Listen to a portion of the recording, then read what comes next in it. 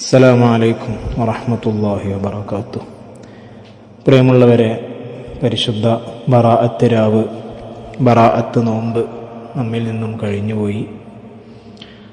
ഒരു വർഷത്തെ നമ്മുടെ എല്ലാ പ്രവർത്തനങ്ങളും അള്ളാഹുവിൻ്റെ അരികിൽ മലക്കുകൾ ഹാജരാക്കി.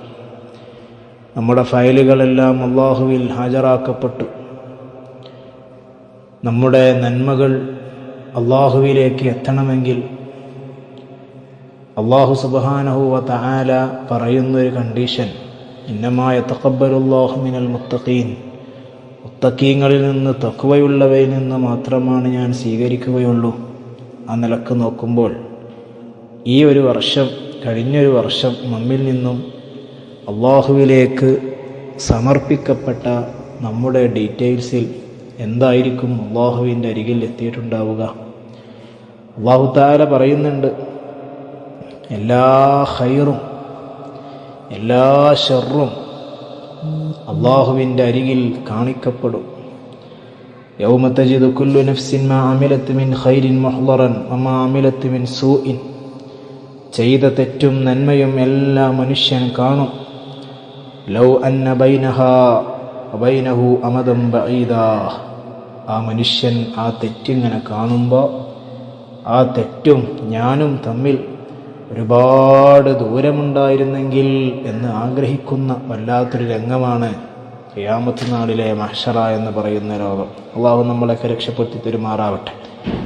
അതുകൊണ്ട് ഒരു വർഷത്തെ നന്മകൾ നമ്മിൽ നിന്നും അള്ളാഹുവിലേക്ക് സമർപ്പിക്കപ്പെടുമ്പോൾ ഇനി അടുത്തൊരു വർഷം ഞാൻ എൻ്റെ നന്മകൾ, എൻ്റെ ജീവിതം എങ്ങനെ ചിട്ടപ്പെടുത്തണം എന്ന് കൃത്യമായി വിലയിരുത്തുകയും അതിനുവേണ്ട മാർഗരേഖകൾ സ്വീകരിക്കുകയും ചെയ്യേണ്ട രാവുകളും ദിവസങ്ങളുമാണ് ഇനി മുതൽ നമുക്കുള്ളത്.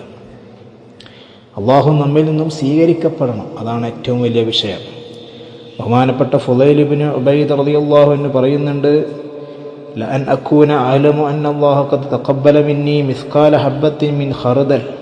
ഒരു കടുകുമണിയോളം തൂക്കം എൻ്റെ അമലുകളിൽ നിന്ന് ഒരമല് സ്വീകരിച്ചു എന്ന വാർത്ത അള്ളാഹുവിൽ നിന്ന് എനിക്ക് ലഭിക്കുകയാണെങ്കിൽ, അഹബ്ബു ഇലയ്യ മിനദ് ദുനിയാ മാ ഫിഹാ, ആ ഒരു ദിവസം അതെനിക്ക് ദുനിയാവും ദുനിയാവിലുള്ളത് മുഴുവനും ലഭിക്കുന്നതിനേക്കാൾ വലിയ സന്തോഷമുള്ളൊരു സമയമായിരിക്കും. ഇത്രയും പ്രധാനപ്പെട്ടതാണ്. അതുകൊണ്ട് റമദാൻ പിറക്കാൻ ഇനി നമുക്ക് 15 ദിവസമുണ്ട്. ഈ 15 ദിവസം പരിശുദ്ധ ശഅബാനിലൂടെ റമദാനിലേക്കൊരു ആത്മീയ മുന്നേറ്റം ലഭിക്കാൻ നമ്മൾ കൂടുതലായി ചെയ്യേണ്ടത് പരിശുദ്ധ ഖുർആൻ പാരായണം ചെയ്യുക എന്നുള്ളതാണ്. മഹാന്മാർ പറയുന്നത് കാണാം. ബഹുമാനപ്പെട്ട സലമത്ത് ബിൻ കുഹൈൽ റളിയല്ലാഹു അൻഹു പറയുന്നു, ഷഹ്റു ശഅബാൻ ഷഹ്റുൽ ഖുറാ.